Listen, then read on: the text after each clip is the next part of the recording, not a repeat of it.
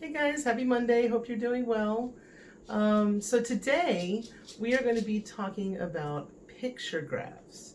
If you remember last week, we talked about using tally marks to make a tally chart, and that would help you kind of visualize and see how many of each thing there are. Well, today we're going to do that a different way, and we're going to use a picture graph. So my dog here was really nice, and he let me borrow some of his toys to be my friends today. So I have with me 10 friends. And I'm going to be honest, they're not all my dog's toys. My dog doesn't play with this dinosaur. He certainly doesn't play with MC Hammer. So here they all are, all my friends, and I asked them to group themselves into groups according to their favorite pet. And this is how they decided to do it. So MC Hammer and my Mexican doll here, they picked dog as their favorite pet. This group here chose cat as their favorite pet. And this group over here picked fish as their favorite pet. So what I'm going to do is I'm going to show you how to take this information and put it onto a picture graph.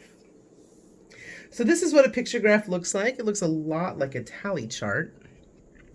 Except you can see one of these boxes is really long instead of having two small boxes. You have a long box and a small box, and these are labeled. So this box is labeled dog. So this whole row is going to be dog. This one's labeled cat. So this whole row is going to be cat. And this one's labeled fish. So this whole row is going to be fish.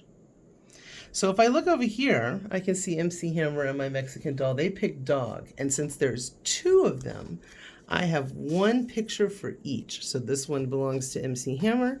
This one belongs to the Mexican doll. So I'm going to come over. I'm going to take their two pictures. I'm going to put them right here next to dog in the big box. So two people like dogs. Okay, I'm going to go to my group over here. Let's see. We have 1, 2, 3, 4, 5 of my friends like cats.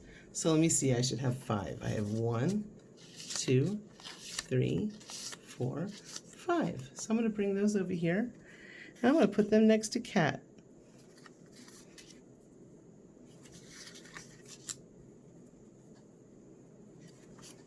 Oh, they're not all going to fit in the box, but that's okay. We'll just have it go a little longer. All right, and then my friends over here, their favorite was the fish, and I have 1, 2, 3 friends, so I should have 3 pictures. 1, 2, 3. So I'm going to put those on my chart right here next to fish. 1, 2, 3. Now the really cool thing about this chart is that I can quickly and easily see what the favoriteest pet was and what the least favorite pet was. So if I look here, you see how cat goes longer than everybody else? That's because there's more cats there. So cat is the most popular pet. It's the one that most of my friends liked. And I can tell that dog is the least favorite, which kind of makes sense since they're all kind of dog toys. They probably don't like getting slobbered on. So only 2 like a dog, and 3 like the fish. So fish are in the middle. And so a chart like this just helps me look at my data, my information that I'm getting in a different way. So I want to take a look at this page in our book. This is page 559. And we're going to do this one together. We're not going to write anything. We're just going to talk about it. So the first question is, how are the graphs similar? Well, I've got a graph here, and I've got a graph here. So what is similar? Right away I can see that this one has a red and a yellow, and this one has a red and a yellow. How many reds are there? Cool thing about that slash is we don't have to count these. We can go 5, 6. Let's see how many reds are down here. 1, 2, 3, 4, 5, 6.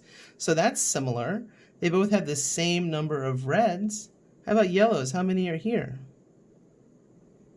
Yeah, 4. So let's see if there's 4 down here. 1, 2, 3, 4. So that's what's similar. What's similar is that they both show the same number of counters. But how are they different? This is the easier question. You can look and see right here on the tally chart, we use tallies. And on the picture graph, we use pictures. In this case, they use a circle to represent the counter.